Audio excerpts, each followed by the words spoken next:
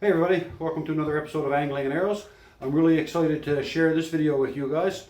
This package here contains a second-hand Eureka Timberline 4 outfitter's tent. The difference in the outfitter tent and the regular line of Timberline tents is mostly the thickness of the floor. It has the aluminum poles.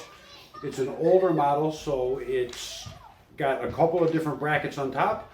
But it has all of the features that I'm looking for except for one, and the tent has been modified to give me that feature that I wanted thanks to my wife. She did a little bit of sawing for me. And stay tuned in the video, check it out, see if you think the modification was worth it, and let me know in the comments. And Devlin is actually going to help me set up this tent now in a couple of minutes. He's up playing ball hockey right now, so he'll come down and join me and we're going to show you what it's all about. This is an aftermarket case that I had. It's a waterproof tent case. As you can see, the Timberline actually, if you put straps on this, it actually packs up in quite a small package. It weighs about 9 pounds according to the specifications. I'll put the link to their website in there. All the specifications are listed there below, and you can check those out if you want. So stay tuned everybody, we'll see you in the backyard. We got the tent and the rain cover took out now, and we're going to set it up now. This tent, the Timberline outfitter, has the vestibule porch with it, so we're going to put that on as well. There's a couple of little tricks I'm going to show you that I was told by the person I bought this from, and as well there's the modification that I mentioned we're going to show you that you've probably never seen on a Timberline tent before. I think we're ready to go, Devlin, are we? Yeah. Okay. So me and Devlin are going to get the poles. Together some poles. You put one together for me.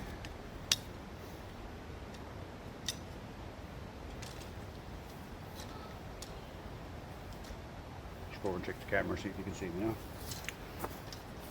So right here, what I was talking about with these, the modification that was made, is when you put the ridge pole in, the guy who owned this tent made this hole right here bigger. He drilled it out, and you'll see why when we set it up here.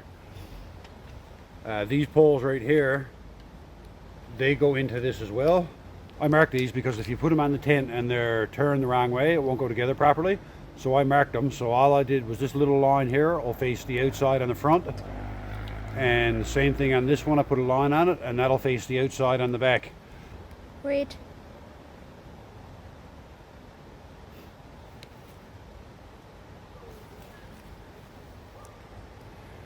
And that just makes it a little easier to put them together. So to put your poles together, you just take your bracket, as I did with this one here with the line facing forward, and your poles just go into the hole so that the tops are facing together. And then when you put your ridge pole in, it'll go into the hole here. And this piece, you'll see why I did this in a minute. So we're just going to stick the tent up now and have a look at it. Hold this one, Devlin.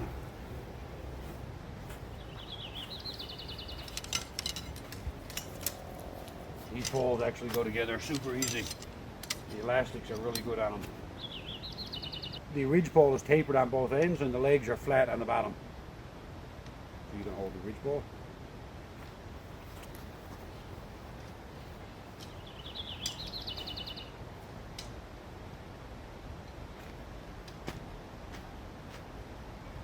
Pass me the end of that, please, buddy.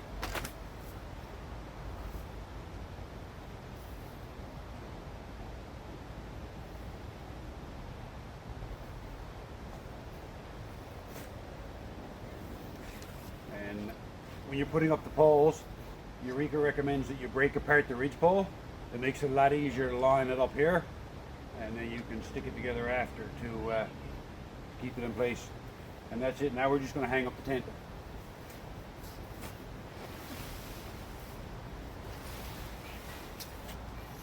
And before you put the pole on, you take the little bungee, then hook it over the top, and then you have to pull it under the little yellow piece, and then it will be wrapped around. I don't think you guys can see it, but on this pole it will be wrapped around on the back of that pole. Yeah, we can go around and show them after. And then you put on this pole. So right here, what Devlin was doing here is this is the pole that goes for your vestibule or for your rain fly. It holds it up, and it goes on over here. And what the previous owner told me was he found is that this fell off pretty easy. So the reason for that is that right here, the end of this pole, it just sits flush right here.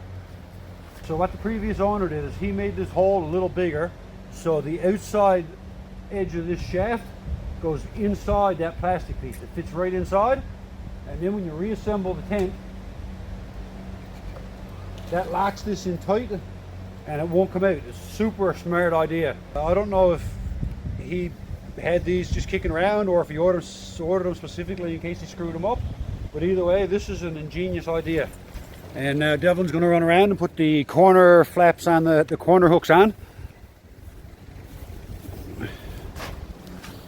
So on the Timberline tent right here, these clasps, they're actually heavy duty metal. I like these compared to some of the other tents I've used. They're quite substantial. We're getting faster all the time, Devlin. So before we finish setting up the rest of this, Devlin's going to go inside and he's going to show you one of the modifications that I was talking about that makes this tent a lot more user-friendly in my opinion. The Eureka tent has a door on the front. That's the standard door.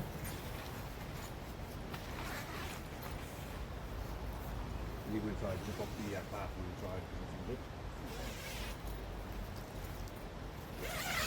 inside. So we'll put the vestibule on in a minute. Devlin's just going to go in now and show you something that I think is a huge improvement to this tent.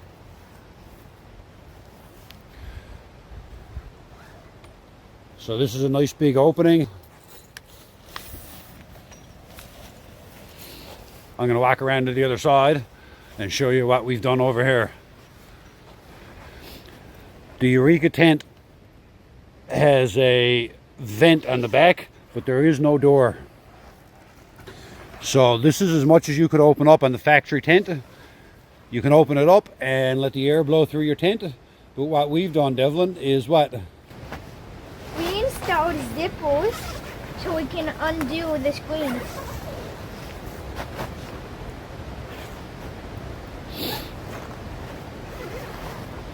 So then we got 2 doors now. So this gives us the option now is if you have 3 people in the tent, you're sleeping crossways, you don't have to crawl over the guy to get out. And but the big thing is this actually will give you more storage space too, because now it makes the second vestibule a lot more practical to have on this tent. You can use it for storing your gear and stuff. My wife is actually gracious enough to sew it for me, so then I can improve into this tent. And if you don't use it, well, it's still there. There's always an option. Do I come out now? Zip it back up.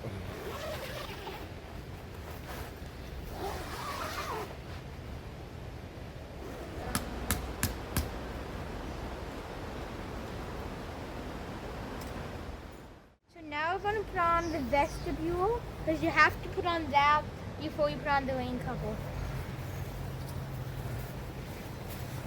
So I bought this tent secondhand. This is actually a $50 or $60 accessory for the Timberline tent. But to me, I think it's a great option because it protects the end of your tent which is exposed to rain and heavy weather. Because as you'll see, the fly only covers the sides. So one thing that is good to remember is that this little flap here, like this little hole in the tent, goes on the top, like around this area. That's right. That's a vent for condensation right here. So And then you have to look for the little hole in the vestibule, and then you stick that right through the hole.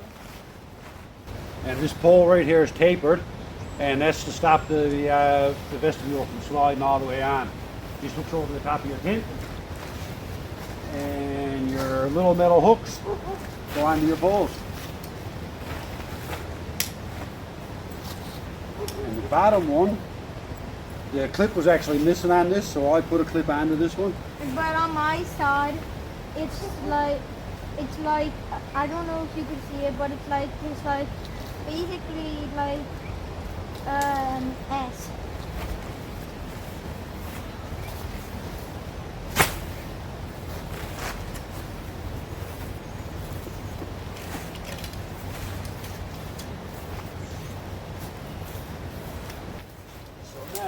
peg out the vestibule.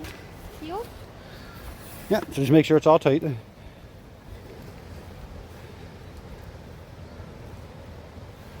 can probably push that in with your foot. We're going to install the rain fly now.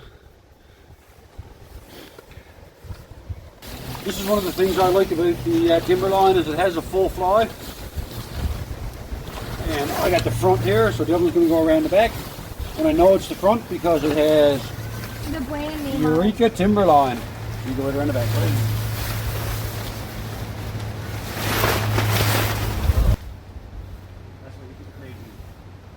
Okay, so Devlin is going to finish hooking up the rain fly now. It's a pretty simple process. First thing he's going to do is hook it up to the, I don't know what side he's going to hook up first. This little piece, it goes on to the bottom of the pole, the little hook. There you go. Yes, in. After you finish hooking up that, you look for this little piece of string, then you look for right where it connects to this little piece. And then this little piece, if you lift, I need to switch it around, it won't be on the side that the piece comes out. If you lift up the rain top, you'll see this little piece here hooked up to the tent. You take the little hook and then you hook it on to that piece. So when you do that, what happens when you pull it on that string with your peg? It pulls everything with it. So then you get more room in the tent. Because without it connected, if I pull this out, and if you go in the tent, it just keeps going back and doesn't give you much room. But then if you hook this up,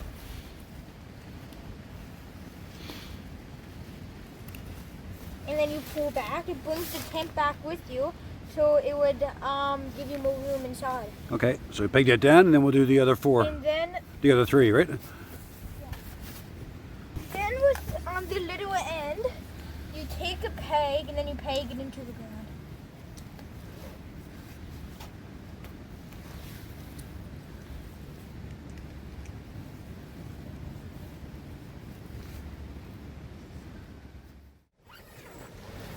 So that's the setup of the Timberline tent. And there's a few things that I want to say about the overhang here. The first thing is that I think is a cool detail is it has these little flaps on it. And the reason why them flaps are there, you would put them inside to keep out the wind or like dust or not dust or like snow if it's like wind, if it's really windy and it's snowing. Or if it's like rain too. And then if you come inside, something that you could do to keep the flaps down, like lay rock or your boot or something heavy onto it to keep it down. And then the second thing, if you have the door open and you're going like back and forth a lot, it gets annoying just having to it keeps hitting over your head when you get in and out. So what they design, if you roll up the tent, on the inside there's this little clip that you could hook into to a little thing up here, and then it will keep the door open, so when you're going in and out, you don't keep hitting your head on this, and it won't get as annoying. But what's something that they could add another one of these little things up here, so then they could keep it rolled up here too, instead of it just hanging down like this. This tent, what I also don't like about it, when you, like on our other tent, on this tent you have to undo both zippers, like the outside of it. But on our other tent you could just undo one zipper at a time, or just undo two at the same time. And then just like on the overhang, there's a little clip here too, so you could keep the door open. So how's the tent for room? It's like 3 times bigger than our other tent. Do you know that our two-man tent is a Eureka tent too? No. It is. I've been using a Eureka tent for almost 30 years. I've had the same tent. Maybe 25 for sure. I've been using a Eureka pup tent. Our other Eureka tent could barely fit 3 people in it. But this one, if you lie like this way, you could fit like probably like 5 people in it. But then if you lie the other way, like this way, you probably can't fit as much people in it. That's right, but I guess depending on the situation, if you had to, you could probably get more than 4 people here. So one thing with the A-frame tents is that you don't get quite as much headroom as you do in a dome tent. But just from a little bit of experience I've had in the past, or quite a bit actually, I guess, the A-frame tents, and my other Eureka is basically an A-frame. They tend to hold up a lot better in high wind conditions with less tying down than the dome tents. And before we go, I will run back outside and show you. There are 2 tie down points on the roof of this if you do get in severe winds that you can tie onto some trees. So we'll run back outside and I'll show you those and we'll say goodbye. So as I mentioned inside, these little rings right here can be used for additional tie down points to give you some much stronger tolerance to wind. Oh, for clothes on. I hope you liked a couple of modifications that were made to this tent. In particular, the hole here that allows for your rainfly extender. It was actually an ingenious idea because the poles don't come out at all. And I did try setting it up with these and they just constantly fell out until you had the fly in place. The other modification is the door on the other end of the tent. I think that is going to be a huge improvement to this tent. It'll allow for a vestibule on the other side, additional storage. You won't have to climb over your buddies in the middle of the night.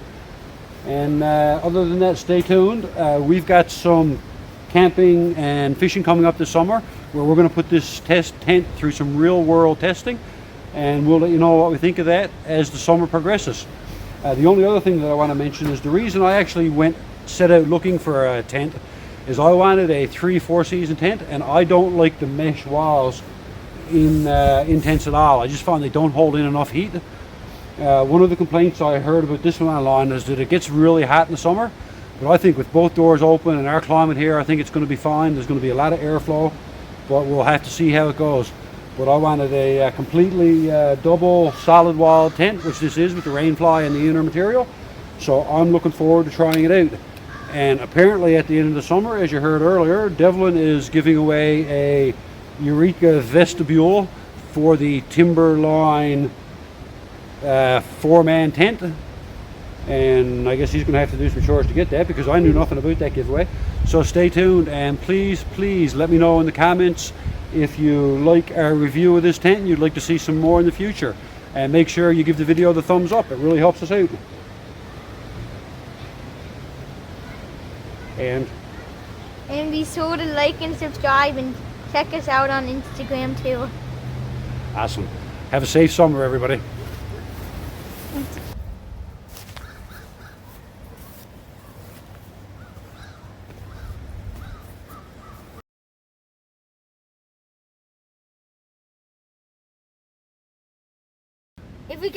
If we get another vestibule sometime, we might do a giveaway. Oh, are we now? And what are we going to give away, buddy? I didn't see that one coming. What are we going to give away? And what are we going to give away? Another vestibule. Oh, if we get one for our tent, we'll give away a Timberline vestibule. Yeah. Oh, we could also just install one on the other side. Very good. So apparently Devlin's giving you guys a vestibule for a Eureka tent when we do our In the Woods review. So do you want to show them? Do you want to hold this a second? No. Okay. Play our intro music. What? I said play our intro music. Talk loud because camera's lying away. So we got People in the tent, you're sleeping crossways. You don't have to crawl over the guy to get out. unless the person is sleeping in the middle. And this is actually a $50 or $60 accessory for the... It's 50. 50? Devlin's telling me it's 50 for the Timberline tent.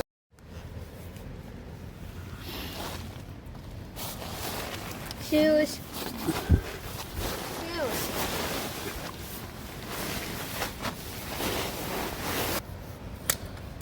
You said that you could just do it with your foot, remember? I could, yes. Why didn't you?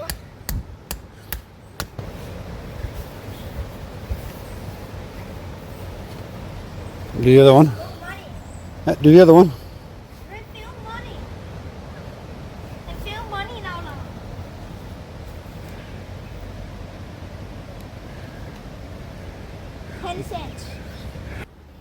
all you do is you take your bracket and your poles go at an angle so that they're